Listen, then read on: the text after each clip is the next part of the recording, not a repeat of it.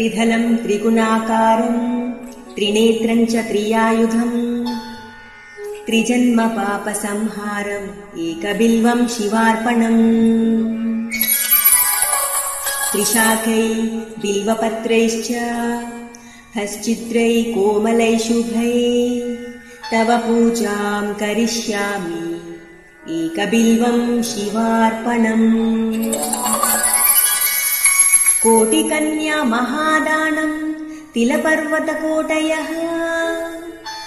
काञ्चनं शैलदानेन एकबिल्वं शिवार्पणम् काशीक्षेत्रनिवासं च कालभैरवदर्शनम्